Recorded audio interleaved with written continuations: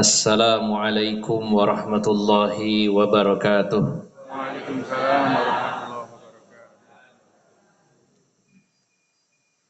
Alhamdulillahi rabbil alamin wal aqibatu lil muttaqin wala udwana illa 'alal zalimin.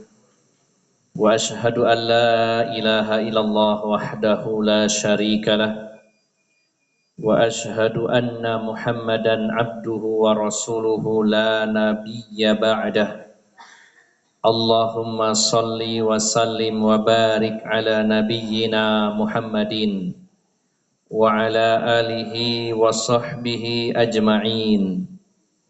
Wa qala Allah ta'ala fi kitabihil karim, ya ayyuhallazina amanu taqullaha haqqa tuqatih wa la tamutunna illa wa antum muslimun, amma ba'd. Para alim ulama, para ustaz, para ustazah, para sesepuh dan bini sepuh yang senantiasa saya hormati dan saya muliakan, bapak-bapak dan ibu-ibu, saudara-saudari jamaah pengawasan yang dirahmati Allah Subhanahu wa taala.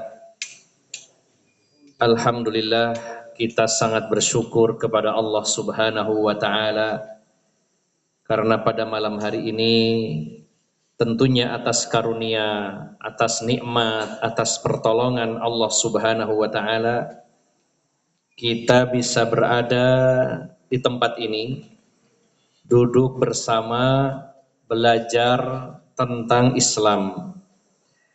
Dan kita berupaya dan berusaha semuanya, termasuk saya, mencari jalan keselamatan. Kita tentunya sangat ingin selamat dunia maupun akhirat. Dan jalan keselamatan itu sudah disampaikan, diajarkan oleh Rasulullah Muhammad sallallahu alaihi wasallam. Maka kita hanya berupaya menggali, mempelajari bagaimana cara beragama Kanjeng Nabi Muhammad sallallahu alaihi wasallam. Ibarat jalan, maka kita ini sedang berupaya berusaha mengikuti jalan yang pernah dilalui oleh Kanjeng Nabi Muhammad sallallahu alaihi wasallam. Maka Bapak Ibu jamaah sekalian yang dimuliakan Allah Subhanahu wa taala, kewajiban bagi kita ini mesti harus, tidak boleh tidak. Ini harga mati ya istilahnya. Harga mati kalau kita ingin selamat, kita harus berilmu. Imam Ibnu Qayyim, ini sering saya ulang, beliau mengatakan, Inna lissaliki ilallah la budda an tata'arrad anil ma'arid fala yunjihi minha ilal ilm. Sesungguhnya orang yang berjalan menuju Allah, kita ini sedang mengarungi satu perjalanan panjang. Siapa yang berjalan menuju Allah, maka sudah dipastikan akan dipenuhi dengan ujian, rintangan, cobaan, jebakan. Fala yunjihi minha ilal ilm. Dan tidak ada yang pernah bisa lolos selamat dari jebakan, ujian, godaan tersebut. Satu pun tidak ada yang lolos illal ilm, kecuali dengan ilmu. Karena ilmu agama ini adalah cahaya yang menerangi perjalanan kita. Betapa beratnya perjalanan menuju kampung akhirat kalau perjalanan kita ini dipenuhi kegelapan, meraba-raba. Kita tidak tahu ini jalan ke surga yang mana ya, ini ke surga apa ke neraka. Kalau kita tidak ngaji, Bapak Ibu jamaah sekalian, dari mana kita tahu ini jalan ke surga, ini jalan ke neraka? Tidak bisa dikira-kira. Paling kira-kira iki jalan swarga, tidak bisa. Atau hanya main feeling saya nih ke surga itu kayaknya ke sini. Perasaan saya kayaknya jalan ke surga itu ke sini. Maka Bapak Ibu jamaah sekalian, tidak bisa istilah kita itu diawur asal-asalan, diraba-raba, dikira-kira. Apalagi spekulasi untung-untungan. Muga-muga lewat kene ae, muga-muga mlebu swarga. Nek pancen rezekine nggih mlebu swarga. Dikira-kira tidak bisa. Kalau kita menuju Allah Subhanahu wa taala hanya mengira-ngira, diraba-raba, terus gunanya Al-Qur'an diturunkan untuk apa dan gunanya Kanjeng Nabi Muhammad SAW diutus untuk apa? Nah, oleh karena itu Bapak Ibu jamaah sekalian, kita bersama-sama ini sedang belajar mencari tahu lebih jauh mana ini jalan menuju ke surga dan mana jalan ke neraka. Yang jalan ke surga sudah dilalui oleh Kanjeng Nabi Muhammad SAW di depan, diikuti oleh para sahabat, diikuti oleh para tabi'in, diikuti para tabi'ut tabi'in, diikuti oleh para pendahulu kita yang soleh. Nah, kita juga mengikuti di belakangnya. Ibaratnya kita ini satu rombongan besar, dan yang terdepan adalah Kanjeng Nabi Muhammad SAW, diikuti para sahabat, baik dari kalangan muhajirin dan ansor, diikuti oleh murid-murid para sahabat, yaitu para tabi'in, dan para tabi'in diikuti lagi oleh para tabi'ut tabi'in, dan terus ulama-ulama dan para pengikutnya di belakangnya terus. Satu rel, satu jalur, satu frekuensi, kita hanya mengikuti di belakang. Nah, tugas kita adalah mencari tahu bagaimana dulu beragamanya Kanjeng Nabi SAW, bagaimana beragamanya para sahabat. Inilah fungsinya kita bersama-sama belajar, sedang mencari tahu dan menggali jalan menuju keselamatan, jalan menuju surganya Allah Subhanahu wa taala. Dan mudah-mudahan cita-cita kita semuanya masuk surga dikabulkan oleh Allah Subhanahu wa taala. Semoga hati kita diberikan semangat untuk terus belajar Bapak Ibu jamaah sekalian, dan semoga kita tidak berhenti belajar kecuali kita masuk liang lahat. Saya ulang-ulang terus bahwa tidak ada batasan belajar agama kecuali kalau kita masuk. Ada beberapa teman masjid-masjid mengeluhkan saya ketika bertanya tentang regenerasi. Ini yang di masjid sudah sepuh, terus yang mudanya kemana? 5, 10 tahun, 15 tahun lagi panjenengan dan saya sudah tidak ada misal. Terus remajanya mana? Anak-anak kita mana? Rata-rata jawabannya, ngeten Ustaz, anak-anak itu ngaji ke masjid rame, TPQ rame, tapi setelah lulus SD, maksimal lulus SMP, setelah itu hilang. Setelah itu hilang, tidak tahu kemana. Nah, rupanya ada sedikit kekeliruan, mungkin kekeliruan yang besar, bukan sedikit, di masyarakat kita. Kalau yang namanya ngaji, ya belajar Al-Quran toh, baca. Sehingga ada pemahaman bahwa kalau sudah masuk TPQ, belajar Al-Quran, sudah bisa baca Quran, selesailah ngajinya. Makanya banyak orang yang berhenti ngaji ketika lulus SD atau maksimal lulus SMP. Setelah itu tidak pernah ngaji lagi. Maka Bapak Ibu jamaah sekalian yang dimuliakan Allah Subhanahu wa taala, tidak ada batasan umur kita ini belajar agama. Tidak ada keterangan dari Al-Quran, tidak ada keterangan dalam sabda-sabda dawuh-dawuhipun Rasulullah SAW bahwa ngaji itu sampai umur 50, betul enten. Nempun 50 pensiun, betul enten Pak. Nggih. Nah, mas niki betul enten pensiun nih. Atau tidak ada juga batasan, wah kalau sudah ngaji 100 kitab selesai tamat. Tidak ada batasan seperti itu. Batasannya sebagaimana dawuhipun Kanjeng Nabi Muhammad SAW, utlubul ilma minal mahdi ilal lahdi. Carilah, belajarlah ilmu agama mulai gendongan ibu sampai masuk liang lahat. Nah, kalau sudah masuk liang lahat, ya monggo istirahat pun. Boten ngawas mali Bu. Kula pewegel Ustaz ngawas terus nggih istirahatnya niku mau. Enten sing daftar. Pun pewegel kula salat poso niku nggih maos. Nah, istirahatnya kapan? Nggih niku mau melebet liang lahat. Nah, niku pun istirahat pun. Sudah selesai pengabdian kita, ibadah kita kepada Allah Subhanahu wa taala. Di dunia beramal, di akhirat balasan, tidak ada amal lagi di sana. Maka dari itu Bapak Ibu jamaah sekalian, monggo tetap semangat belajar agama ini, karena kita sedang berupaya mencari jalan keselamatan dan semoga Allah kabulkan. Bapak Ibu yang dimuliakan Allah Subhanahu wa taala, kita akan melanjutkan kajian kitab Fathul Majid Syarah Kitab Tauhid. Masih dalam pembahasan tentang sihir. Ini sangat penting karena banyak sekali di antara manusia, di antara kaum muslimin yang belum bisa membedakan mana sihir, mana karomah. Kalau mukjizat para nabi, yang tersisa tinggal mukjizatnya sinten? Mukjizat Kanjeng Nabi Muhammad sallallahu alaihi wasallam berupa Al-Qur'an. Dan mukjizat-mukjizat lainnya kita tidak ikut menyaksikan. Bagaimana ketika Rasulullah berdoa kepada Allah supaya bulan terbelah jadi dua, dan itu real terjadi. Bukan tipuan mata. Ya, ketika orang-orang musyrik di Mekah menantang Kanjeng Nabi Muhammad sallallahu alaihi wasallam, wahai Muhammad, kalau kamu itu benar, mintalah kepada Tuhanmu supaya bulan itu dibelah jadi dua. Rasulullah berdoa kepada Allah, terbelah jadi dua, terpisah. Lalu rapat kembali. Sudah dituruti, masih juga tidak percaya. Itu cuma sihir kayaknya ini.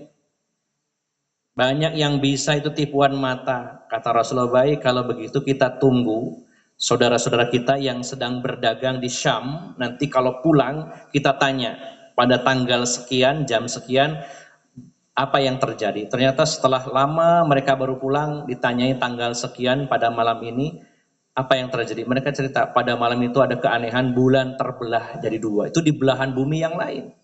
Nah ini kita tidak menyaksikan. Hanya ada beritanya dalam penelitian NASA Amerika bahwa bulan di masa lampau pernah terbelah, ada bekasnya. Kita tidak menyaksikan bagaimana air keluar dari celah-celah jari jemari Kanjeng Nabi Muhammad SAW. Kita juga tidak menyaksikan ketika Rasulullah SAW disuguhi kambing, ya daging kambing. Jadi saat perang Khandaq, di saat kaum muslimin dikepung dan kelaparan yang luar biasa, sampai Rasulullah mengikat batu di perut beliau. Lalu ada seorang sahabat mengundang, ya Rasulullah, mari ke rumah saya punya kambing kecil, saya sembelih. Tidak usah ngajak yang lainnya, soalnya makannya sedikit. Kata Rasulullah, baiklah gitu, masak dulu, nanti kalau sudah matang bilangi saya. Setelah matang, Rasulullah umumkan, wahai para sahabat, ayo kita ke rumah si A ini. Kita disuguhi kambing, wah kaget tuan rumahnya. Rasulullah, kan sudah saya bilang sedikit kambingnya, tidak cukup ini. Ya, sudah, kamu biarkan daging kambingnya tetap di wajan, di tempat masak itu jangan dipindahkan. Maka datang rombongan para sahabat banyak sekali itu. Dan semuanya ngambil daging kambing, tidak habis-habis. Ya tidak habis-habis, sampai selesai masih ada. Nah, ini mukjizat Rasulullah SAW dan banyak sekali mukjizat Rasulullah SAW. Namun yang kita saksikan hingga detik ini adalah Al-Quran. Sehingga secara umum mukjizat para nabi dan rasul, yaitu keajaiban-keajaiban, kejadian-kejadian luar biasa di masa lampau, kita hanya tahu tinggal kisah saja, kecuali Al-Quran. Akan tetapi kalau karomah, karena Allah berikan bukan kepada para nabi tapi juga kepada orang-orang yang soleh di antara hamba-hambanya yang dipilih oleh Allah Subhanahu wa taala, maka kita meyakini adanya karomah, yaitu keluar biasaan yang Allah berikan kepada hambanya. Nah, yang jadi masalah Bapak Ibu jamaah sekalian, keajaiban kejadian di luar kebiasaan itu ya ada dua macam, bisa karomah, bisa sihir. Dan banyak di antara kaum muslimin yang tidak bisa membedakan ini. Apalagi dikemas dengan penampilan yang islami, padahal dia melakukan sihir diarani niku karomah. Nah, disinilah pentingnya kita belajar supaya kita tidak tertipu mana yang disebut karomah, mana yang disebut sihir. Kalau secara penampakan lahiriahnya sama-sama keajaiban. Misalkan dulu saja Nabi Musa ketika mukjizat, karena mukjizat dengan karomah itu sama, bedanya adalah kalau mukjizat kepada para nabi, kalau karomah kepada yang lainnya selain para nabi dan rasul tapi orang-orang soleh. Ketika Nabi Musa ditantang Fir'aun lomba sihir, pertandingan sihir, Sampai gunung itu penuh dengan tukang sihir. Jadi Fir'aun ini saking kayanya, banyak duit karena penguasa, menyewa, membayar tukang sihir itu jumlahnya ribuan. Secara penampakan, tali dan tongkat para penyihir dilemparkan jadi ular. Begitu pula Nabi Musa melemparkan tongkat. Sekilas sepertinya sama-sama tongkat, sama-sama jadi ular. Tapi ternyata yang paling paham tentang sihir adalah tukang sihirnya sendiri. Makanya kalau kita ingin mengetahui kelemahan, kesalahan para penyihir, selain kita belajar dari penjelasan para ulama, kita juga bisa mempelajari bagaimana hakikat sihir dari para mantan penyihir yang tobat. Karena mereka yang mengalami, betul. Nah, ketika Nabi Musa melemparkan tongkat, kemudian tongkat berubah jadi ular, dan ular-ular jadi-jadian yang dibuat oleh para penyihir itu dimakan oleh ularnya Nabi Musa, ribuan penyihir itu langsung sujud dan mengatakan amantu bi Rabbi Musa wa Harun. Kami beriman kepada Tuhannya Musa dan Harun. Para penonton, Fir'aun dan lainnya nggak ada yang tahu mana bedanya, ini sama-sama ularnya.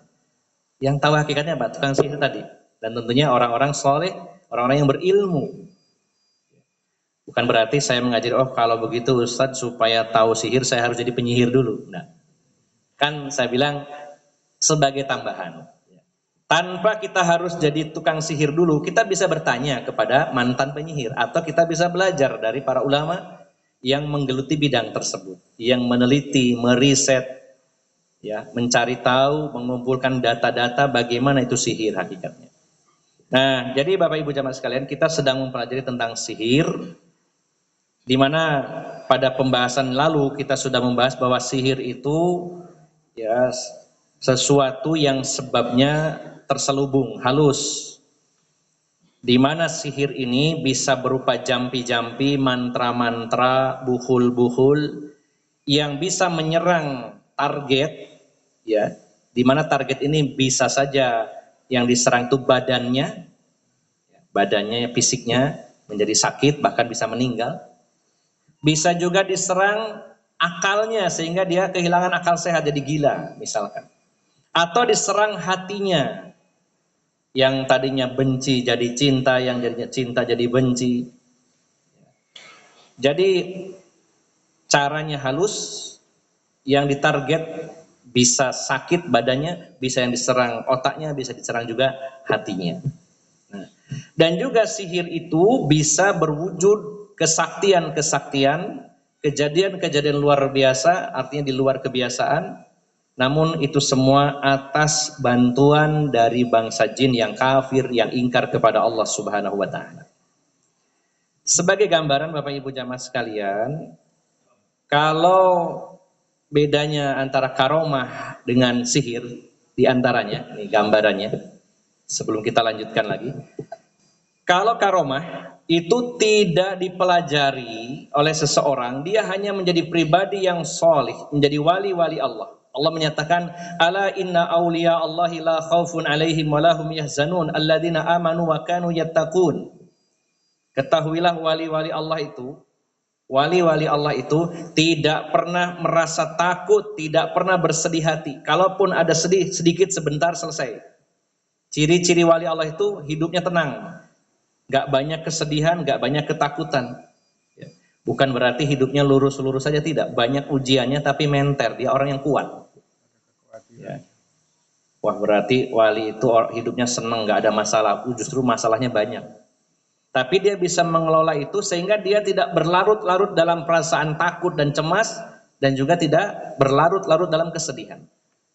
Wala khaufun alaihim wala hum yahzanun. Siapa mereka? Alladzina amanu wa kanu yattaqun. Mereka itu orang-orang yang beriman dan bertakwa kepada Allah. Siapapun yang beriman, bertakwa kepada Allah, itulah wali-wali Allah. Dan tidak semua wali-wali Allah lalu diberi karomah. Tidak semuanya. Tidak disyaratkan, kalau ini enggak diberi karomah berarti bukan wali. Tidak disyaratkan. Yang terpenting syaratnya apa? Beriman, bertakwa kepada Allah Subhanahu wa ta'ala, maka itu wali-wali Allah. Ada kalanya Allah berikan karomah, ada kalanya tidak. Dan keberadaan karomah kita yakini adanya, tapi bukan menjadi syarat bahwa kalau ada karomahnya berarti wali, kalau tidak ada karomahnya bukan wali, tidak. Bukan karena itu.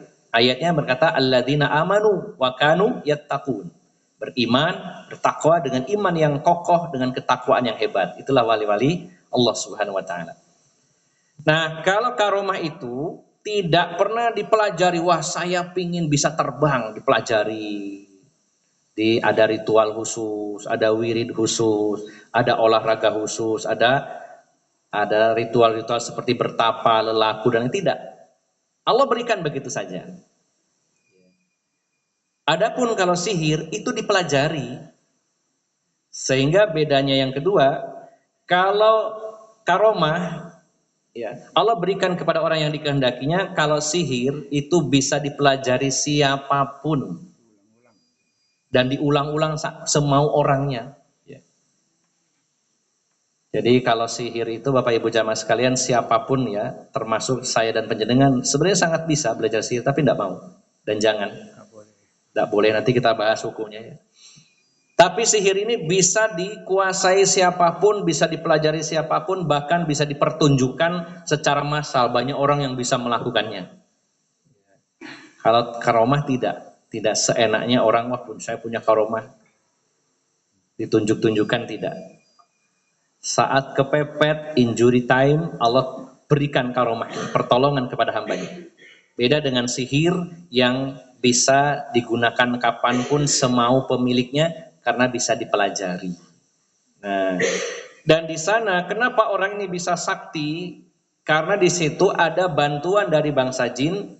Kapan jin itu membantu? Setelah jin ini dituruti kemauannya. Harus ada syarat-syarat tertentu, ada ritual tertentu, ada lelaku tertentu yang dilakukan. Sehingga jin bisa membantunya. Nah, maka sihir ini bisa berbentuk apa saja ya. Seperti yang saya jelaskan bahwa sihir bisa berjenis atof, yaitu pelet, mahabbah, pengasihan. Seseorang yang tadinya tidak suka jadi jatuh cinta dengan sihir itu, dipelet. Ya. Kemudian lawannya sarf, dipisahkan. Suami istri yang saling mencintai tanpa sebab yang jelas tiba-tiba berpisah. Ya, berpisah. Ini namanya sarf. Kemudian sihir kanuragan, ini jenisnya kesaktian-kesaktian. Kebal senjata, tenaga dalam, kemudian berjalan di atas air, tidak makan atau tidak terbakar dengan api misalkan ya. Terus konon bisa badannya menjadi raksasa, jadi besar, terus bisa menghilang, ajian lelimunan dan lain-lain kesaktian. Ini namanya sihir kanuragan. Dan juga sihir yang lainnya untuk membunuh orang dengan santet atau teluh istilahnya. Ya. Kemudian masih banyak yang lain-lainnya termasuk gendam dan lain-lain. Itu jenis-jenis sihir. Ingin saya sisipkan sedikit Bapak Ibu jamaah sekalian karena tadi saya menyampaikan bahwa kalau ingin tahu detailnya tentang sihir, maka kita juga bisa mengorek dari mantan-mantan penyihir. Saya punya sebuah catatan dari Ki Cakraningrat yang dulunya seorang pendekar dan beliau spesialis mendalami tenaga dalam. Saya dicari nanti di internet, namun sudah ganti nama sekarang ya. Ki Cakraningrat. Ini beliau seorang ahli bela diri. Dan biasa kalau bela diri, jurus-jurus sudah dipelajari, maka ada level berikutnya menguasai tenaga dalam. Hebatnya beliau ini mempelajari tenaga dalam dengan berbagai macam cara dan aliran. Yang dengan cara bertapa, topo broto istilahnya ya, atau meditasi dia lakukan. Kemudian ada lagi yang namanya dengan cara olah pernapasan, beliau ikuti. Kemudian ada yang caranya dengan wirid-wirid tertentu. Kemudian juga ada yang caranya dengan menyembelih hewan tertentu, misalkan ayam cemani. Bahkan beliau berguru ke luar negeri sampai mempelajari tenaga dalam Falun Gong, ya, pernah dengar mungkin ya. Dipelajari semuanya dan dikuasai. Itu benar, memang ada tenaga dalam itu. Nah, kemudian setelah bertahun-tahun mendalami tenaga dalam dan seorang yang sakti dalam dunia pertenaga dalaman. Maka beliau karena suka baca, maka beliau membaca majalah. Saya juga pernah beberapa kali baca majalah ini. Majalahnya namanya majalah Goib. Majalahnya Goib. Jadi mengungkap fakta-fakta ya, penyimpangan dari sihir-sihir. Ya, termasuk pembahasan tentang ruqyah-ruqyah itu ada di majalah Goib. Sudah mungkin 20 tahun yang lalu saya bacanya, udah lama ya. Nah, intinya beliau baca bahwa di situ coba dicek. Kalau itu memang karoma atau kemuliaan dari Allah, bukan sihir, coba diruqyah mandiri. Baca ayat ini disuruh baca. Maka beliau membaca beberapa ayat, spontan langsung pusing kepalanya dan mau muntah-muntah dan tidak bisa melanjutkan. Dari situ tersaruh, kok begini ya? Saya sakti tapi baru dibacakan beberapa ayat muntah, pusing. Betapa lemahnya saya ini. Nah, dari situ akhirnya beliau belajar. Akhirnya hijrah, berhenti, semua ilmu tenaga dalamnya beliau buang. Nah, satu hal yang saya garis bawahi, ada pertanyaan, bukankah kalau tenaga dalamnya nggak pakai jin lewat pernapasan, masa salah? Bukankah juga secara ilmu fisika bahwa manusia itu punya gelombang elektromagnetik? Ya kan? Saya sama panjenengan itu punya listrik ya Pak? Punya listrik. Coba aja gosok tangannya, ada kertas diginikan, nah itu bisa lompat-lompat di kertasnya. Sebenarnya manusia punya tenaga, ada elektroniknya, ada listriknya. Termasuk juga gelombang elektromagnetik.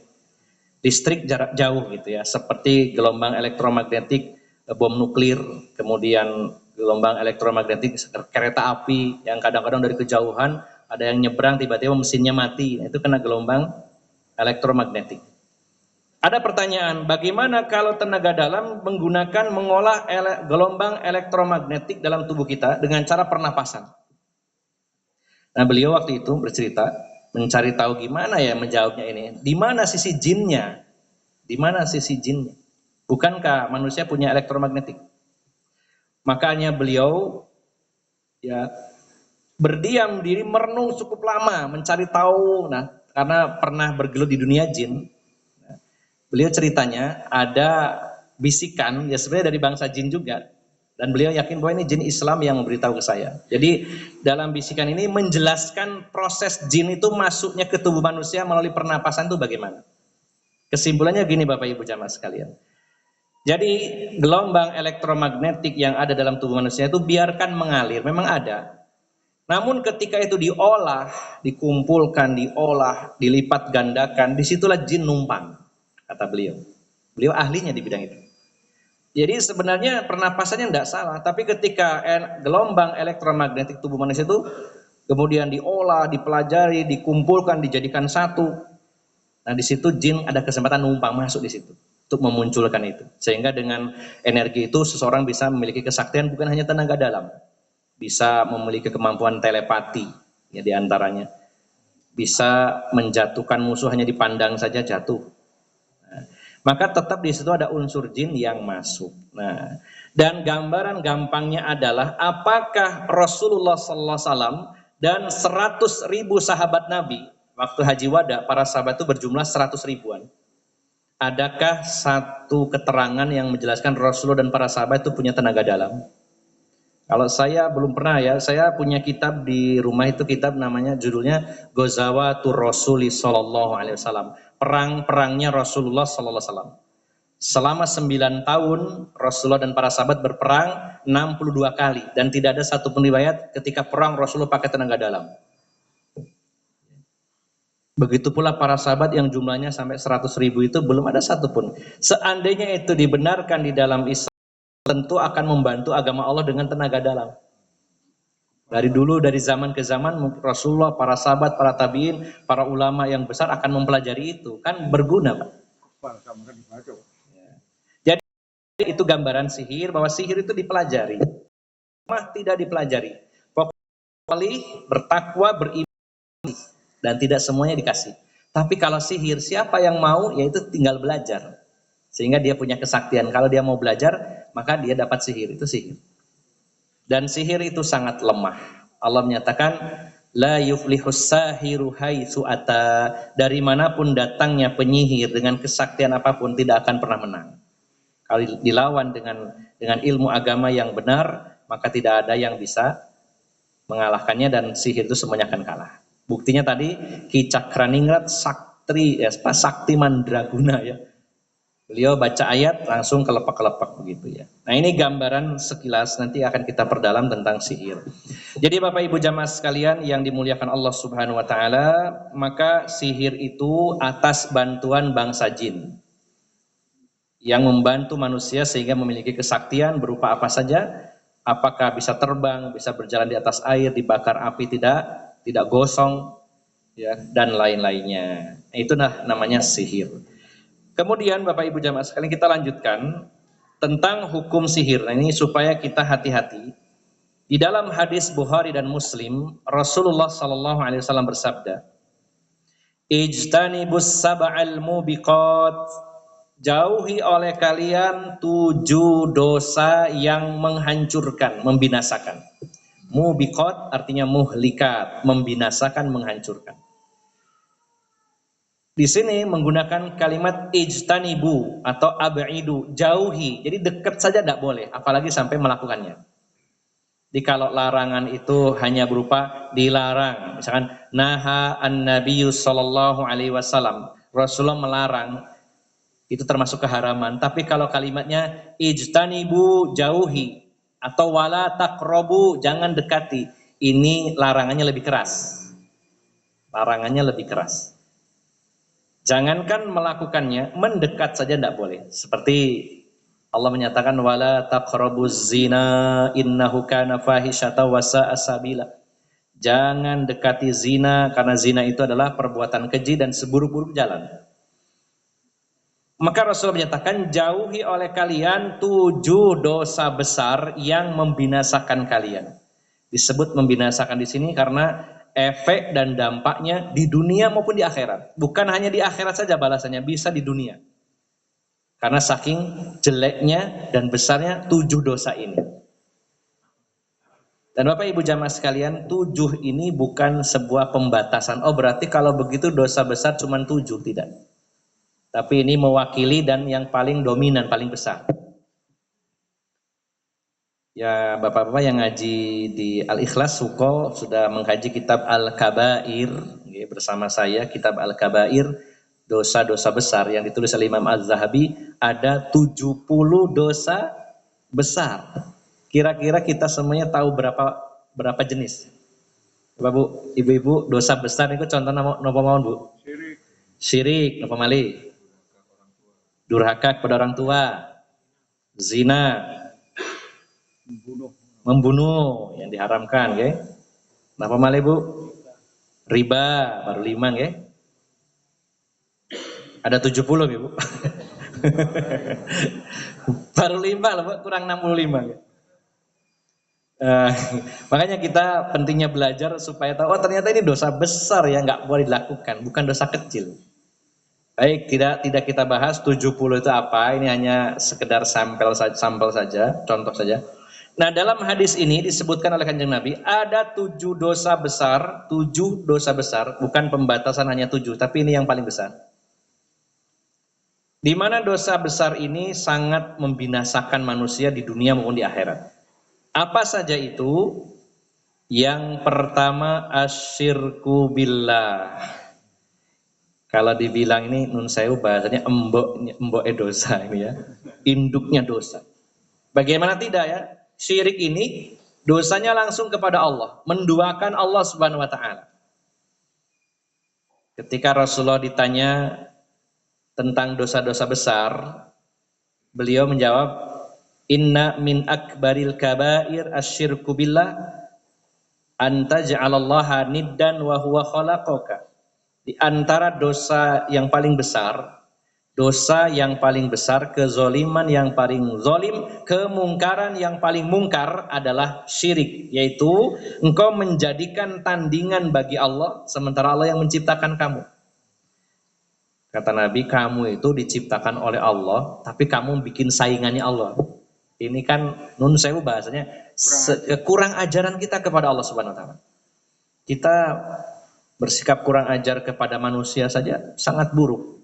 Kurang ajar kepada orang tua, kurang ajar kepada guru, ya. Seperti hari ini banyak murid-murid yang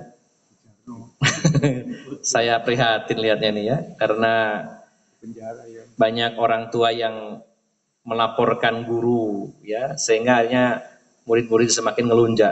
Nah, kurang ajar kepada orang tua, kurang ajar kepada guru, kurang ajar kepada yang sepuh, itu sudah sangat buruk. Bagaimana kalau bentuk kurang ajarnya kepada Allah? Allah yang menciptakan kita, Allah yang ngasih rezeki, Allah yang menyiapkan surga. Nah, terus kita membuat saingan-saingan Allah, itu namanya syirik. Dibikinkan saingan oleh kita, Allah Subhanahu wa taala. Maka syirik ini dosa yang paling besar. Kalau orang meninggal belum tobat dari dosa syirik, tidak akan pernah diampuni oleh Allah. Kalau dosa lain selain syirik, meninggal belum tobat, ada dua kemungkinan, dimaafkan atau tidak. Kalaupun tidak, disiksa di neraka sampai batas waktu tertentu, masa tahanan habis, dikeluarkan. Yang penting tidak syirik. Bisa diampuni, bisa dipenjarakan di dalam neraka. Kalau tobat, seluruh dosa diampuni dengan taubatan nasuha, semuanya akan diampuni. Nah, besarnya dosa syirik itu seperti itu ya Bapak Ibu jamaah sekalian. Dan orang yang berbuat syirik itu hidupnya penuh kegoncangan, penuh rasa takut. Allah menyatakan, sanulqi fi qulubil ladzina kafaru ru'ba bima asyraku billah. Kami akan menempatkan rasa takut di hati orang-orang kafir karena perbuatan syirik mereka. Orang yang berbuat syirik hidupnya penuh kegoncangan, penuh rasa takut. Kalau orang yang bertauhid, lawan dari orang yang berbuat syirik, dia takutnya hanya kepada Allah saja. Tapi orang yang berbuat syirik sedikit-sedikit takut. Sama Nyi Roro Kidul takut. Dan ini orang keturunannya Nyi Blorong takut. Ono gerumbul takut, ono ini ketakut, ada batu keramat takut, ada macam-macam takut lah banyak. Nah, rasa goncangnya lebih besar sebenarnya. Nah, dosa besar yang pertama yaitu asyirku billah.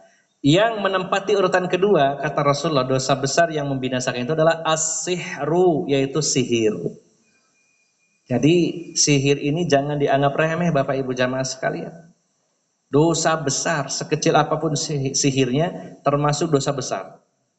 Bahkan bisa menyebabkan pelakunya menjadi kafir. Sudah kita bahas dalam surat Al-Baqarah ayat 102. Walaupun Imam Asy-Syafi'i rahimahullah, Imam Syafi'i berpendapat dirinci dulu sihirnya bagaimana dulu. Kalau dia dapat sihirnya dengan ritual yang berbau kekafiran, maka kafir. Kalau dia dapat sihirnya tidak sampai melakukan kekafiran, tidak sampai kafir. Tapi pendapat yang lebih kuat sesuai ayat Al-Quran, ayat Al-Baqarah 102, maka orang yang melakukan sihir itu telah kafir hukumnya. Ya. Maka dosa besar yang kedua adalah sihir. Kita catat ini, hati-hati jangan bersinggungan dengan yang bernama sihir. Yang ketiga, waqatlun nafsal lati harramallahu illa bil haqq. Membunuh jiwa yang diharamkan oleh Allah kecuali dengan alasan yang benar. Artinya ada pembunuhan atau membunuh yang dibolehkan. Bagaimana pembunuhan yang dibolehkan? Di antaranya ketika seseorang membunuh maka dirajam, tapi yang mengeksekusi adalah pemerintah Islam harusnya. Ada hukuman namanya hukum kisos. Ya. Karena dia sudah membunuh, maka dia ditangkap dan dihukum bunuh juga. Tapi yang mengeksekusi adalah pemerintah Islam, bukan kita balas dendam. Mungkin membunuh bapakku, tak cekel, tak tangkap, bunuh, bukan. Ditangkap, disidang, harus terbukti dulu benar enggak dia membunuh. Kalau sudah terbukti, ketok palu, dihukum kisos, dibunuh. Maka ini namanya membunuh yang dibolehkan, walaupun dia seorang muslim.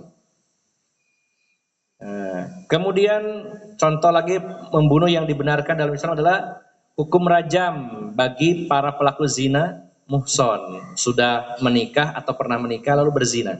Maka hukumnya adalah dilempari batu sampai meninggal, berarti membunuh juga.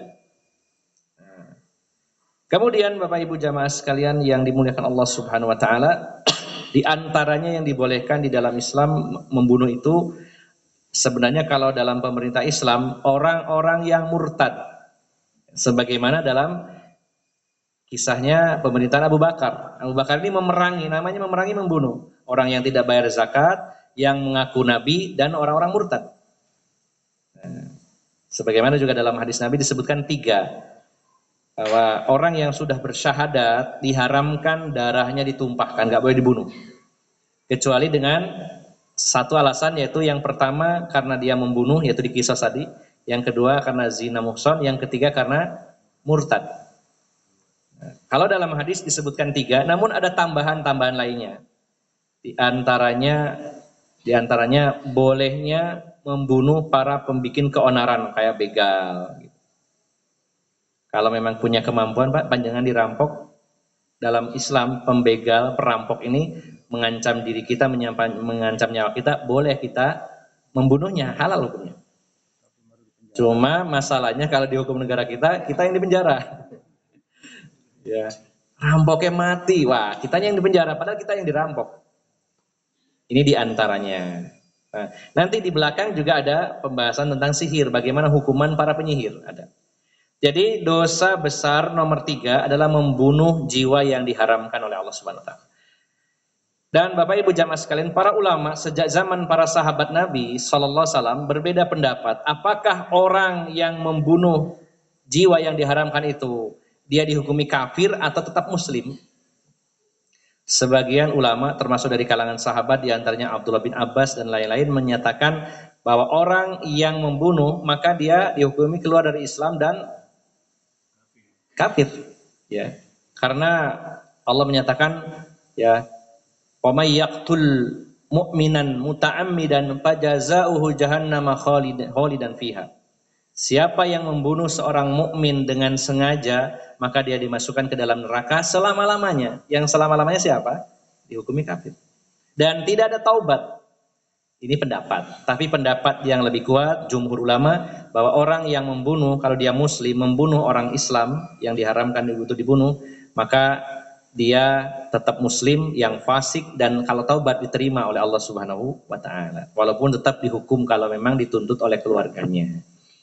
Jadi membunuh yang diharamkan oleh Allah termasuk dosa besar. Termasuk yang diharamkan oleh Allah Subhanahu Wa Ta'ala adalah membunuh orang kafir zimmi, kafir mu'ahad, dan kafir musta'man. Kafir ada 4. Yang pertama kafir zimmi, yang hidup berdampingan dengan kaum muslimin, bertetangga di bawah naungan pemerintah Islam, kafir zimmi. Yang kedua kafir musta'man, dari luar negeri dia kafir tapi minta izin ke negeri Islam, minta perlindungan dari negara Islam, maka harus dilindungi. Yang ketiga mu'ahad, kafir mu'ahad ini kafir yang mengikat perjanjian damai dengan kaum muslimin. Dia tidak tinggal di negeri muslim tapi mengikat perjanjian, maka tiga-tiganya tidak boleh diganggu, apalagi dibunuh. Nah, yang terakhir kafir harbi, kafir yang memusuhi kaum muslimin, maka dibolehkan membunuh mereka karena mereka memusuhi Islam. Maka orang yang diharamkan untuk dibunuh tidak boleh dibunuh, baik muslim ataupun kafir yang disebutkan tadi. Nah, kecuali jika ada alasan yang dibenarkan. Siapa yang membunuh dengan sengaja orang-orang yang diharamkan untuk dibunuh, dia telah jatuh dalam dosa besar. Yang keempat, wa aklur riba, orang yang makan riba. Baik itu yang memberikan, kalau ini berupa pinjaman yang mengandung riba, baik yang pemberi pinjaman maupun yang minjam, yang jadi saksi, yang mencatat, dan semua yang terlibat dalam riba, maka dihukumi sama, yaitu mereka memakan harta riba. Jadi bukan hanya yang minjem saja. Misalkan kalau pinjaman terus ada bunganya, bukan hanya yang meminjam saja, tapi yang meminjamkan, yang bekerja di situ, semuanya yang terlibat dalam hal riba, mereka bekerja sama, semuanya berdosa. Dan Bapak Ibu jamaah sekalian, riba ini dosa yang sangat mengerikan. Kata Rasulullah ada 70 pintu riba, yang paling ringan, dosa riba yang paling ringan, seperti seseorang yang berzina dengan ibu kandungnya sendiri. Zina dengan ibu kandung itu luar biasa dosa besar.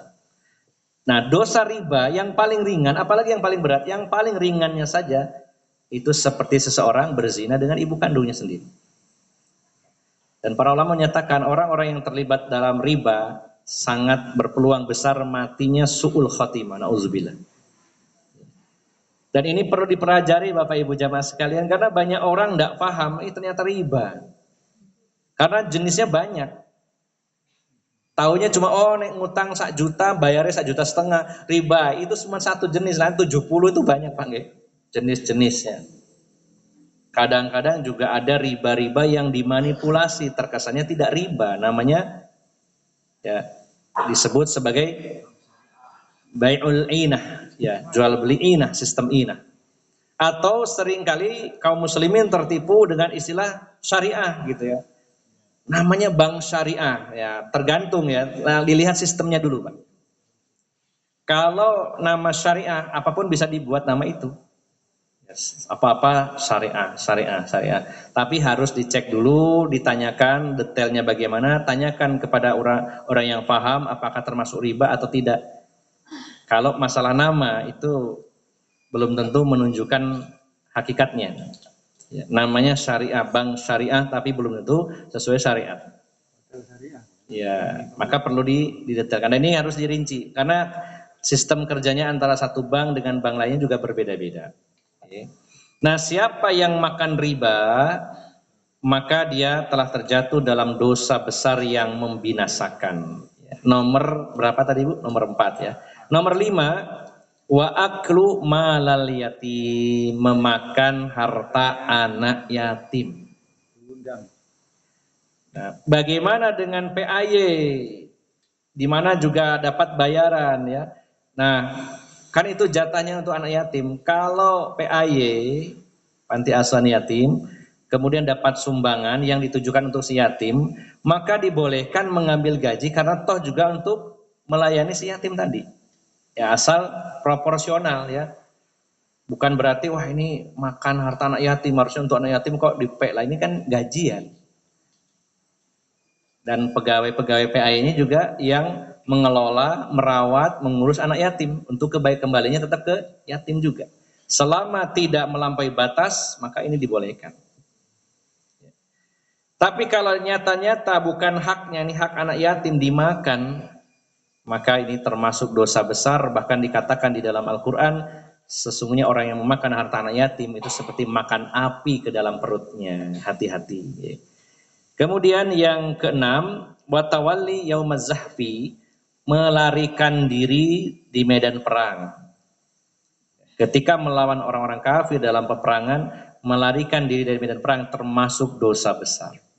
Kecuali alasan mundurnya karena 2 hal. Yang pertama karena bergabung dengan pasukan di belakang, atau yang kedua karena strategi perang, pura-pura mundur. Nah, kalau melarikan diri karena takut, maka ini termasuk dosa besar. Yang terakhir, yang ketujuh, waqadful muhsanatil ghafilatil mu'minat, menuduh wanita-wanita mukminah, wanita baik-baik telah berzina. Ini dosa besar.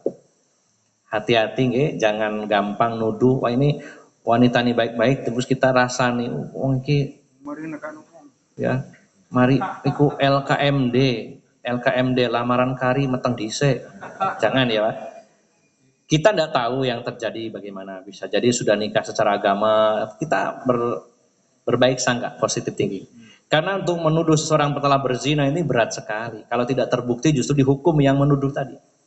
Karena untuk membuktikan seseorang telah berzina harus mendatangkan 4 orang saksi, di mana keempat-empatnya benar-benar melihat kejadiannya secara pasti. Ya, bukan hanya mendengar suaranya, oh iya sono suarane, padahal belum tentu. Ya, jadi harus 4 orang saksi. Kalau 3 orang batal tuduhannya, tidak bisa diterima. Dan kalau 3 orang melihat asli, yang 1 cuma mendengar, tidak jelas, juga batal, tidak bisa. Harus 4, dan 4-empatnya harus melihat benar perbuatan zinanya. Maka hati-hati, jangan gampang-gampang menuduh wanita-wanita baik-baik telah berbuat zina, termasuk dosa besar. Nah, maka Bapak Ibu jamaah sekalian, sihir menempati tadi urutan kedua termasuk dosa besar. Sehingga kita harus hati-hati, kita belajar bersama tentang hakikat sihir supaya tidak jatuh kepadanya. Apakah kita sebagai pelaku yang mempelajari atau mungkin bisa jadi sebagai orang yang minta tolong orang lain untuk melakukan sihir. Pokoknya semua yang bersinggungan dengan sihir kita tinggalkan. Rasulullah mengatakan ijtanibu, jauhi, jangan dekat-dekat, jauhi. Kemudian yang terakhir dalam pembahasan bab ini adalah tentang hukuman bagi para penyihir. Wa fi Sahihil Bukhari an Bajalah bin Abdah, dalam kitab Sahih Bukhari dari Bajalah bin Abdah, beliau berkata, kataba Umar bin Khattab an anittulu kulla sahirin wa sahiratin qala faqatalna thalatha sawa'id.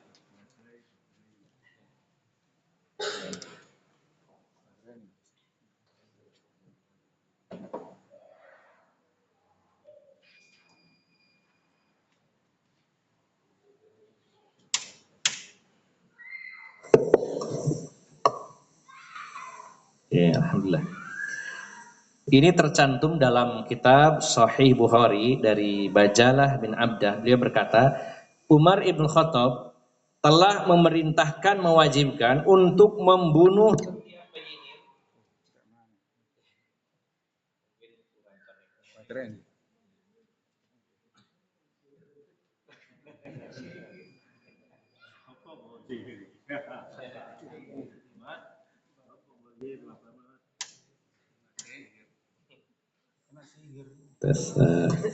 Memang beberapa kali di beberapa tempat bahas masalah sihir, masalah gini mungkin ada yang ini tidak terima, tapi ini bukan, kalau di sini tidak. Insya Allah tidak ada. Tapi pernah mengalami ya. Karena kita harus menjelaskan kebenaran walaupun pahit ya, harus disampaikan ya. Nah, Umar ibn Khattab mewajibkan, memerintahkan untuk menghukum dengan hukuman mati baik penyihir laki-laki maupun perempuan. Ini riwayat dalam riwayat Bukhari, jadi sahabat Umar. Saya belum menjumpai riwayat dari hadis Nabi SAW, tapi ada dalam amalan para sahabat, termasuk salah satu khulafaur rasyidin yaitu sahabat Umar. Jadi hukuman oleh pemerintah muslim, kalau pemerintahnya muslim menerapkan hukum Islam, maka para penyihir itu jangan dikasih tempat, bahkan pelakunya baik laki-laki maupun perempuan hukumannya adalah hukuman mati ya. Dan juga disebutkan di sini, maka karena Umar memerintahkan untuk membunuh para penyihir,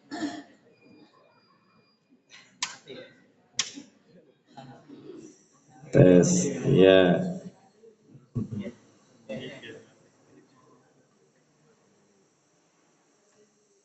Karena sahabat Umar, Khalifah Umar memerintahkan untuk menghukum mati, maka yang meriwayatkan asar ini, riwayat ini mengatakan kami pernah menghukum mati, mengeksekusi mati 3 orang penyihir di zaman Khalifah Umar ibn Khattab radhiyallahu anhu. Kemudian juga Imam Ahmad bin Hanbal, kita mengenal mazhab Hambali. Imam Ahmad bin Hanbal meriwayatkan dari 3 sahabat Nabi SAW bahwa kisah ini memang benar, yaitu para penyihir itu hukumannya adalah dihukum mati ya. Termasuk juga wasoha an Hafsah. Hafsah ini putri dari Umar ibn Khattab dan salah seorang istri Rasulullah SAW, bahwasanya beliau diperintahkan untuk menghukum mati seorang budak perempuan yang telah melakukan praktek sihir. Nah, jadi ini sebagai tambahan, kalau aturan Islam atau pemerintah Islam ditegakkan, maka hukuman bagi para penyihir itu sangat berat, yaitu dengan hukuman mati, karena mengingat kerusakannya juga sangat besar. Berapa banyak korban dari hasil sihir ini yang dibuat nun sewu sampai gila, sampai bercerai, bahkan sampai terbunuh. Nah, maka supaya ada efek jera, Khalifah Umar memutuskan untuk menghukum mati para penyihir baik laki-laki maupun perempuan. Nah, Bapak Ibu jamaah sekalian yang dimuliakan Allah Subhanahu wa taala, saya rangkum dan saya simpulkan bahwa sihir ini adalah kerjasama antara para dukun atau penyihir dengan syaiton dari kalangan jin, sehingga menghasilkan efek kesaktian-kesaktian atau kejadian-kejadian yang di luar kebiasaan, dan itu bisa dipelajari oleh siapapun yang berbeda dengan karomah yang hanya memang diberikan oleh Allah kepada orang-orang yang dikehendakinya dan tidak bisa ditiru atau dicontoh dan dipelajari oleh orang lain. Jadi Bapak Ibu jamaah sekalian, siapapun yang mempraktekkan sihir, apakah dia sebagai pengajar ataupun pelajar tentang sihir, termasuk yang meminta kepada orang lain untuk menyihir, maka termasuk melakukan dosa yang sangat besar di sisi Allah Subhanahu wa taala, bahkan dikategorikan sebagai orang yang kafir sebagaimana firman Allah dalam surat Al-Baqarah ayat 102, dan juga hukumannya sebagaimana yang diterapkan oleh Khalifah Umar, yaitu dengan cara hukuman mati bagi para penyihir. Demikian Bapak Ibu jamaah sekalian, pembahasan tentang sihir yang insya Allah nanti pada kesempatan berikutnya bila Allah berkenan kita akan membahas jenis-jenis sihir. Kemudian nanti kita akan lanjut dengan pembahasan tentang ruqyah dan perbedaannya dengan nusroh dan lain-lain. Mudah-mudahan ini semua menjadi cahaya penerang dalam kehidupan kita sehingga kita tidak menyimpang dan melakukan kesalahan-kesalahan fatal dalam kehidupan kita semuanya. Aqulu qauli hadza wa astaghfirullah li wa lakum. Saya menyerahkan selanjutnya kepada Bang Agung mungkin untuk mengatur acara ini. Monggo. Terima kasih Ustadz Hermanto Abu Rosan. Bapak Ibu yang dirahmati Allah, demikianlah pemaparan yang telah disampaikan oleh Ustadz, dan insya Allah sudah cukup jelas. Namun barangkali ada yang perlu ditanyakan, kami ingin memberikan kesempatan dua penanya, insya Allah satu dari ibu-ibu, kemudian yang selanjutnya dari Bapak. Dan saya mengingatkan kembali bahwa pertanyaan yang disampaikan Ustadz sebaiknya sesuai dengan tema kajian.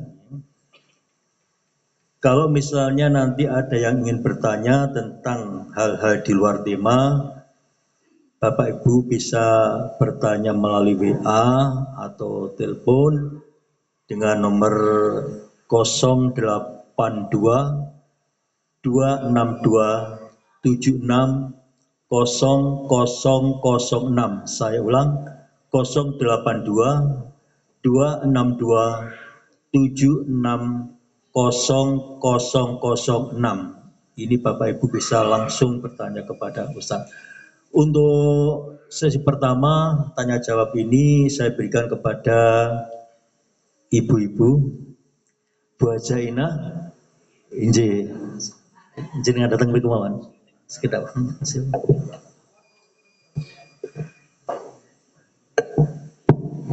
Bismillahirrahmanirrahim. Assalamualaikum warahmatullahi wabarakatuh. Waalaikumsalam warahmatullahi wabarakatuh. Pertanyaannya ada dua Ustadz. Yang pertama yang terkait dengan karomah. Kita tahu bahwa di medsos ini kan sangat luar biasa untuk membranding seseorang menjadi memiliki karomah gitu Ustadz. Sementara kita sebagai orang awam, kita itu kan kadang cuma ikut-ikutan saja. Ya terserang ada salah satu juga, dan ketika itu kemudian diikuti dengan banyak orang itu kan membuat orang lain memang menjadi percaya dan ikut-ikut percaya.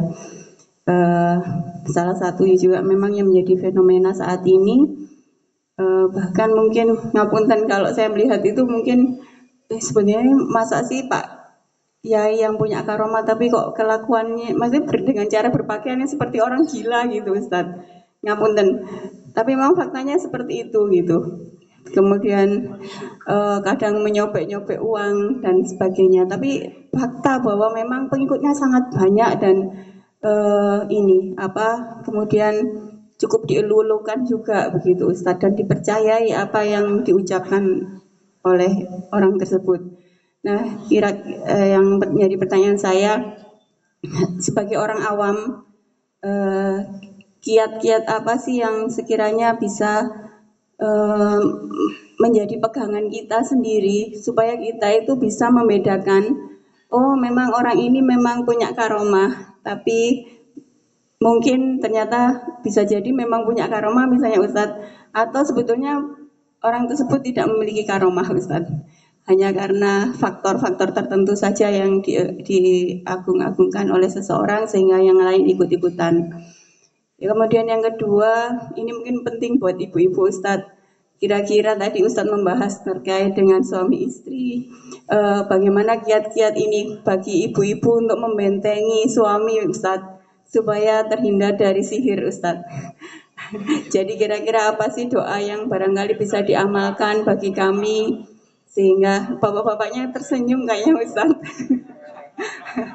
Ini untuk menjaga bagaimanapun juga ini juga untuk mempertahankan keutuhan rumah tangga. Mungkin itu Ustadz. Jazakallahu khair.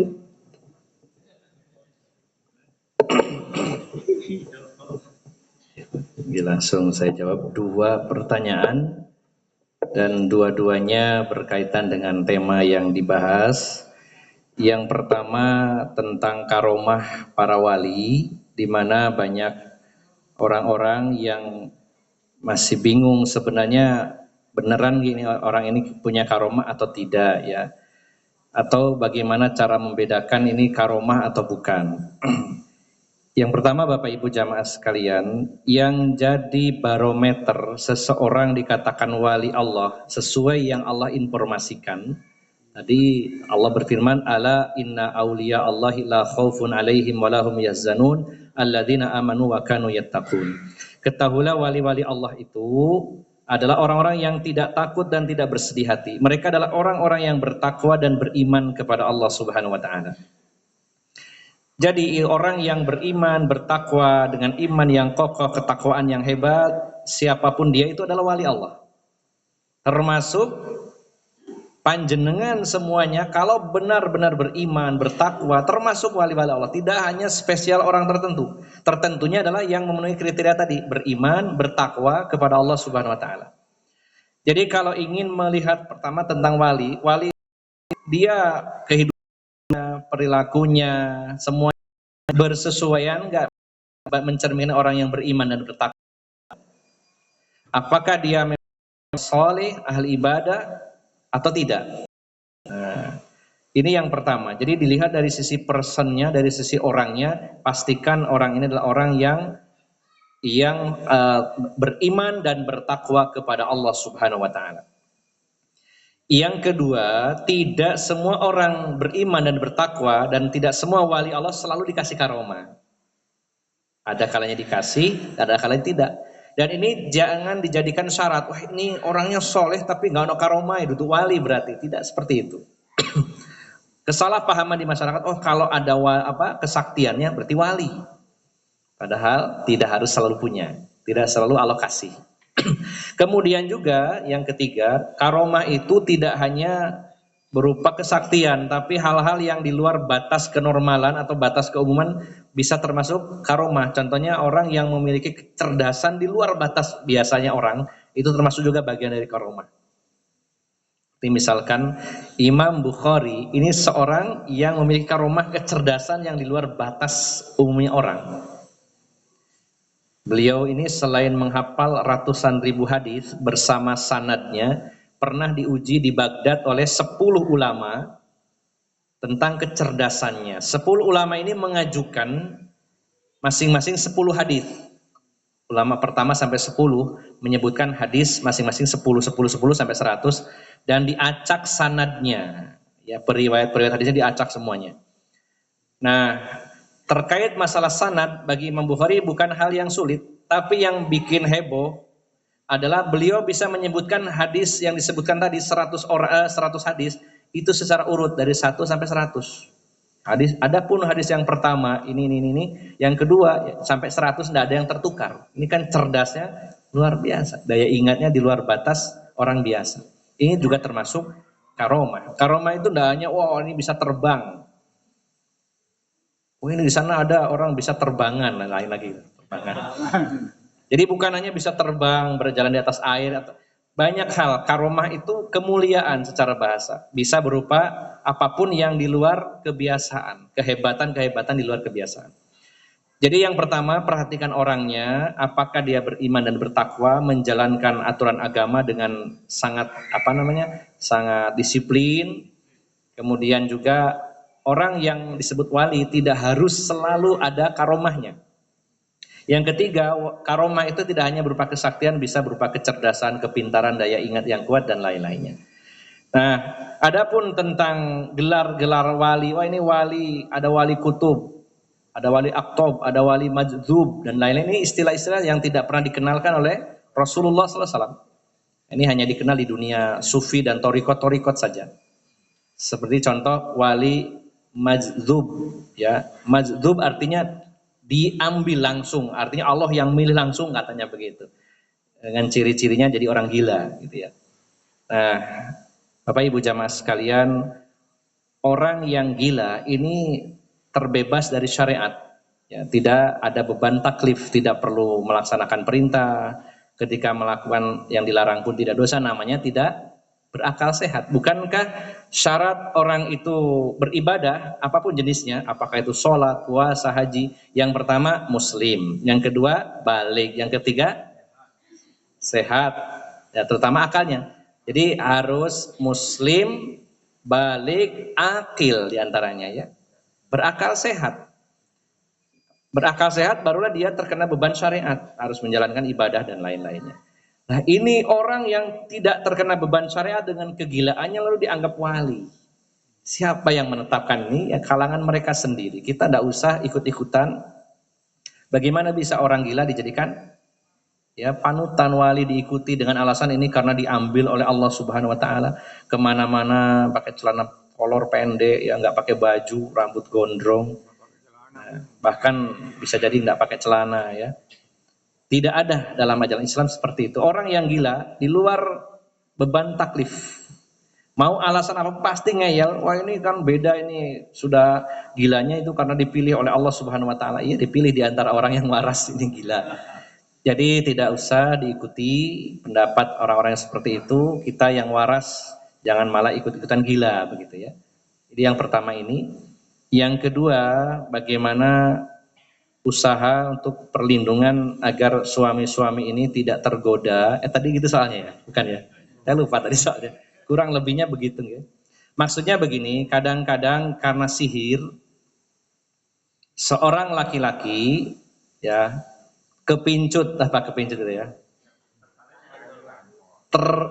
Tercantol. Ya, apa ya bahasanya ya? Kecantol ya. Jadi kena pelet suami saya ini diguna-guna ini sampai akhirnya meninggalkan anak istri, ya kemudian tergoda sama wanita lain, ya. Ya perlu kita rinci dulu, ya. Banyak hal yang menyebabkan seorang laki-laki itu memilih wanita lain, ya. Banyak penyebabnya. Ya, bisa jadi karena mungkin mencari sesuatu yang berbeda, rasa penasaran ya sing iku koyo opo ya. Nah, ada ya yang gitu ada itu. Sudah dikasih yang istri yang putih, ya opo sing ireng ya. Nah, gitu laki-laki itu kadang gitu. Aneh-aneh kok. Ya. Dan biasanya seringnya begitu. Saya pernah punya teman dekat waktu di kantor, pernah kerja juga 9 tahun saya di kantor.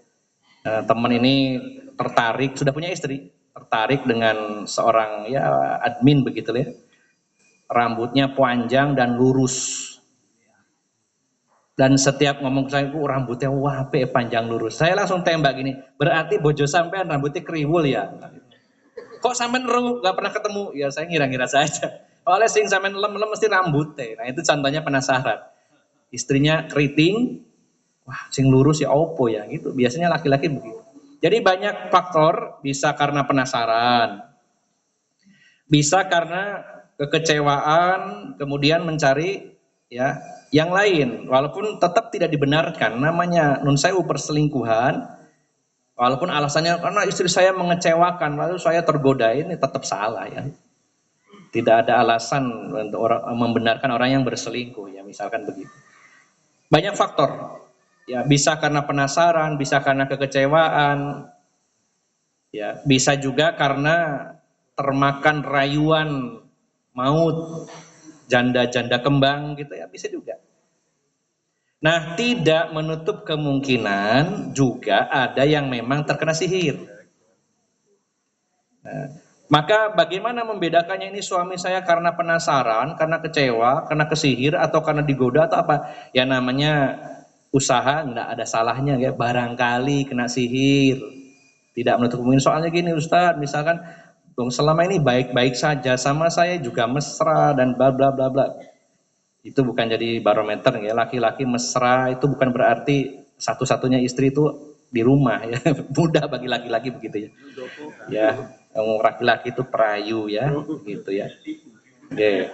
Nah, tetapi namanya juga antisipasi kemungkinan barangkali ini kok tiba-tiba kok suami saya tergoda wanita lain. Apalagi tak hitung-hitung perasaan ayuan aku ya, kok iso ya kepinjut itu wajahnya di bawah UMR, ukuran muka rata-rata kok iso ya. Nah, kadang-kadang kita ada rasa curiga di situ. Namanya antisipasi tidak masalah. Kita harus cari tahu dulu penyebabnya apa sampai tertarik sama wanita lain. Tapi namanya antisipasi tidak ada salahnya. Barangkali terkena sihir. Ya. Bagaimana caranya? Ya. Maka sihir itu pengobatannya adalah dengan ruqyah. Ya. Nah, bagaimana caranya? Bagaimana suami disetting mas sampean ini kayaknya butuh didungakno. Ya. Ya istilahnya supaya bersih ya, menowo ono jin sing ganggu tak ruqyah ya sampean tak suwuk di ruqyah, atau siapa yang meruqyah ndak masalah. Bagaimana, ada yang bertanya bagaimana kalau kita baca-baca di air gitu terus diminum suami gitu ya. Ya sebenarnya ruqyah itu idealnya adalah atas kerelaan yang diruqyah. Harus diketahui bahwa saya sedang diruqyah begitu ya. Tidak asal wah ini tak dolek no banyu nang di nang gunung di terus diwacakno ya. Ruqyah itu idealnya orang yang diruqyah harus memang ada niat, oh saya diruqyah. Jadi lebih baik terbuka saja. Terbuka. Atau bisa jadi diajak mas sampean duduk di samping saya ya, tak wacana Al-Qur'an ya. Barangkali yang berfungsi untuk bersih-bersih lah, enggak apa-apa dibacakan gitu ya. Biasanya kalau ada sihirnya itu ada reaksi walaupun sedikit ya. Kalau sekali dua kali belum ya harus terus coba. Itu salah satu usaha. Atau diajak, disarankan supaya melakukan sendiri. Sebelum tidur ya mas baca ayat kursi. Ya, karena kata Rasulullah kalau dibacakan ayat kursi itu tidak akan digoda oleh syaitan sampai terbit fajar.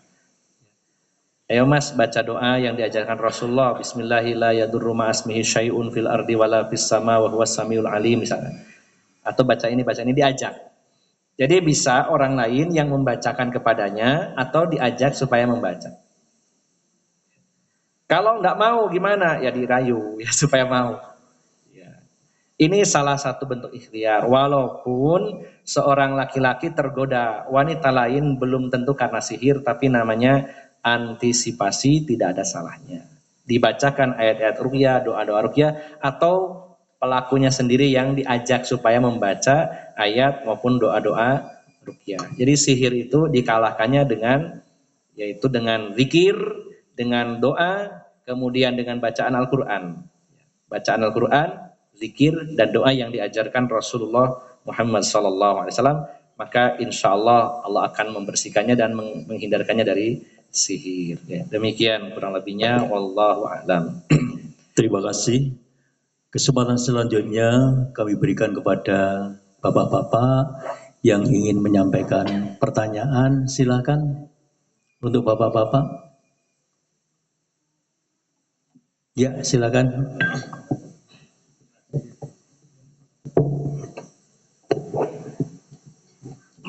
Assalamualaikum warahmatullahi wabarakatuh. Waalaikumsalam. Saya mau bertanya Pak Ustadz, kalau orang indigo itu termasuk orang yang memiliki gangguan atau apa Pak Ustadz? Mohon penjelasannya. Terima kasih. Assalamualaikum warahmatullahi wabarakatuh. Waalaikumsalam warahmatullahi wabarakatuh. Indigo ini adalah seseorang yang diberi kemampuan bisa melihat makhluk-makhluk gaib. Ya, saya definisikan dulu, indigo itu seseorang yang punya kemampuan melihat makhluk-makhluk gaib, biasanya dari kalangan jin. Di sini bukan malaikat ya, tapi yang dilihat adalah jin. Nah, mengapa orang bisa indigo? Terutama biasanya dari kecil. Sementara orang lain tidak bisa melihat, dia bisa melihat. Dan ini fakta ada, ya, betul-betul fakta. Nah, indigo ini biasanya paling umum penyebabnya adalah karena jin nasab atau jin saka istilahnya. Jadi bisa jadi orang tua, kakek atau nenek, buyut, canggah dan ke atas ya, terus gantung siwur dan seterusnya ya namanya. Pokoknya generasi di atas kita, apakah orang tua atau kakek nenek, buyut dan seterusnya, dulunya pernah melakukan MOU, kesepakatan, perjanjian kerjasama dengan bangsa jin. Dan sampai meninggal belum diputus kerjasama itu. Misalkan si buyutnya itu seorang yang sakti dan dia mendapatkan kesaktian karena bekerjasama dengan jin. Ada perjanjian untuk saling membantu. Jinnya membantu dia mengabdi kepada jin itu. Keburu meninggal belum diputus, maka jin ini tidak akan selesai karena perjanjiannya belum diputus. Dia akan mencari keturunan dari orang tersebut yang bisa bekerja sama dengan dia, dimasukin langsung. Dan itu terus turun temurun terus. Selama tidak diputus perjanjian itu akan terus dicari. Biasanya ketika masuk kepada keturunannya ada beberapa kemungkinan. Yang paling dominan itu nun sewu, yang pertama dibuat gila atau yang kedua indigo. Dan indigo ini bukan sebuah kelebihan, tapi sebuah penyakit yang harus disembuhkan. Ya. Kesalahan di masyarakat kalau orang bisa melihat benda makhluk-makhluk gaib, wah ini punya indera ke-6, wah yang lainnya cuma 5, ini 6. Seolah-olah punya kelebihan. Nah, ini harus kita sosialisasikan, penjelaskan kepada masyarakat bahwa kalau ada anak bisa melihat, maka sebenarnya bukan kelebihan, itu sebuah kekurangan yang harus diobati karena dia ada jinnya. Anak ini tidak bisa melihat alam jin kecuali karena ada jin dalam dirinya sehingga dia punya kemampuan melihat. Yang kadang-kadang juga dimanfaatkan oleh orang lain, dan itu kalau dibiarkan sampai besar dia mempelajari tentang sihir, dia akan jadi dukun sakti yang di atas rata-rata kemampuannya. Dan banyak yang mengalaminya justru tersiksa, sangat tersiksa. Karena apa? Orang lain lihatnya ya cuman ngaji, tapi di situ ada pocong, di situ genderuwo, kan gak enak ya. Kasihan Pak, kasihan. Iya. Jadi biasanya dari keturunan. Jadi dari jin yang jin nasab atau istilah jin saka, dan itu adalah sebuah penyakit yang harus dihilangkan. Nah, Bapak Ibu jamaah sekalian yang dimuliakan Allah Subhanahu wa taala, bagaimana cara menghilangkannya? Salah satu upayanya adalah ruqyah, namun agak spesial ruqyahnya. Biasanya ruqyahnya itu dikumpulkan keluarga besarnya, kemudian yang indigo tadi juga hadir di situ, kemudian dibacakan ruqyah, kemudian dibacakan perjanjian oleh keluarga ini bahwa kami atas nama keluarga ini memutus kerjasama dengan jin. Ada pernyataan begitu. Dan kalau Allah kabulkan, maka jin ini akan lepas. Kalau tidak begitu akan terus. Nanti yang ini meninggal, ganti anaknya terus sampai jinnya mati gitu ya. Ya, jinnya biasanya umurnya panjang, lebih panjang dari orangnya. Orangnya usianya 70, jinnya 1000 tahun, 2000 tahun begitu. Sehingga terus turun temurun. Nah, jadi jangan bangga kalau ada anak yang indigo. Harus ditelusuri siapa yang dulu pernah kerja sama jin. Bisa jadi ada keturunan di atasnya yang melakukan itu. Dan ini memang betul-betul fakta Bapak Ibu jamaah sekalian. Karena ada cerita juga nih yang sampai ke saya, seorang anak itu karena indigo dibawa ke warung bakso. Setiap ke situ nangis jerit-jerit terus. Dan cerita itu, anak monyetnya gede nang kono warung bakso itu. Dan saya langganan ke situ nggak tahu. Gitu. Setelah dibilangin gitu sama anak saya, terus gak usah mampir ya. Udah terdeteksi ya Allah. Wallah alam, tapi saya juga nggak bisa menuduh. Cuman ini cerita dari warga sekitarnya. Ini ono arek cilik indigo dibawa ke situ, cek biar melihat, ternyata kelihatan katanya. Jadi wallah alam, kita tidak bisa memastikan hal seperti itu ya, tapi lebih baik hati-hati ya, karena hari gini orang yang menggunakan jin untuk pelaris itu banyak sekali ya. Jadi indigo itu adalah kemampuan seseorang melihat makhluk-makhluk gaib dari kalangan jin, dan itu karena sebab dalam dirinya ada jin keturunan dari orang tuanya sebelumnya, dan itu sebuah kekurangan yang harus disembuhkan dengan ruqyah yang disyariatkan ya. Demikian ya, Allah alam shawab. Demikian Bapak Ibu jawaban Ustadz Hermanto Aburosan atas beberapa pertanyaan ya. Selanjutnya perlu saya sampaikan bahwa Ibu Nasuhah, Ibu Haja Nasuhah dan keluarga sangat berharap agar pertemuan mendatang Bapak Ibu bisa hadir di tempat ini kembali ya. Bila perlu, kalau ada teman, ada tetangga yang ingin ngaji di sini ya, bisa diajak pada hari Selasa atau setiap hari Selasa minggu pertama ya, setiap bulan. Jadi pada hari Selasa pada Isya ya, minggu pertama setiap bulan. Demikian Bapak Ibu kajian agama tentang ketauhidan. Selasa pertama, Selasa gede minggu pertama. Untuk bulan depan nanti menunggu tanggal dan harinya nggih.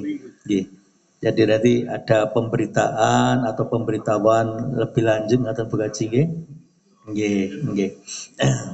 Demikianlah Bapak Ibu kajian agama tentang ketauhidan dan juga sesi tanya jawab. Selanjutnya untuk mengakhiri acara ini mohon Ustadz acara ini ditutup dengan doa agar barokah dan ilmu yang kita dapatkan itu bisa bermanfaat. Terima kasih. Bismillahirrahmanirrahim. Allahumma salli wa sallim wa barik ala nabiyyina wa habibina wa syafi'ina wa qurrati a'yunina sayyidina Muhammadin wa ala alihi wa sahbihi wa sallam walhamdulillahi rabbil alamin. Rabbana zalamna anfusana wa illam taghfir lana wa tarhamna lanakunanna minal khasirin. Ya Hayyu ya Qayyum bi rahmatika nastaghits. Ya Hayyu ya Qayyum bi rahmatika nastaghits. Ya Hayyu ya Qayyum bi rahmatika nastaghits. Hasbunallah wa ni'mal wakil, ni'mal maula wa ni'man nasir. Rabbana ighfir lana dzunubana wa liwalidayna warhamhuma kama rabbayana shighara. Rabbana ighfir lana wa li ikhwanina alladzina sabaquna bil iman wa la taj'al fi qulubina ghillan lil ladzina amanu rabbana innaka ra'ufur rahim. Rabbana la tuzigh qulubana ba'da id hadaitana wa hab lana min ladunka rahmah innaka antal wahhab. Allahumma ya muqallibal qulub wal absar tsabbit qulubana ala dinik wa ya musarrifal qulub sarrif qulubana ala ta'atik. Allahumma anta rabbuna farzuqnal istiqamah wakhtim lana bihusnil khatimah. Allahumma a'inna ala dzikrika wa syukrika wa husni ibadatika. Allahumma inna nas'aluka ilman nafi'a wa rizqan halalan thayyiba wa amalan mutaqabbala. Allahumma inna na'udzubika min ilmin la yanfa' wa min qalbin la yakhsha wa min nafsin la tashba' wa min du'ain la yusma' wa min du'ain la yustajabulah. Rabbana hab lana min azwajina wa dhurriyyatina qurrata a'yun waj'alna lil muttaqina imama. Rabbana hab lana minas salihin. Rabbana hab lana min ladunka dzurriyyatan thayyibah innaka sami'ud du'a. Allahumma inna nas'aluka salamatan fid din wa afiyatan fil jasad wa ziyadatan fil ilmi wa barakatan fil rizqi wa taubatan qablal maut wa rahmatan indal maut wa maghfiratan ba'dal maut. Allahumma hawwin alaina fi syakaratil maut wan najata minan nar wal afwa indal hisab. Rabbana atina fid dunya hasanah wa fil akhirati hasanah wa wa qina adzaban nar. Subhana rabbika rabbil izzati amma yasifun. Wassalamun alal mursalin walhamdulillahi rabbil alamin. Aqulu qawli hadza wa astaghfirullah li wa lakum wa akhiru da'wana anil hamdulillahi rabbil alamin. Kurang lebihnya saya mohon maaf yang sebesar-besarnya. Subhanakallahumma wa bihamdika asyhadu an la ilaha illa anta astaghfiruka wa atubu ilaik. Wassalamualaikum warahmatullahi wabarakatuh.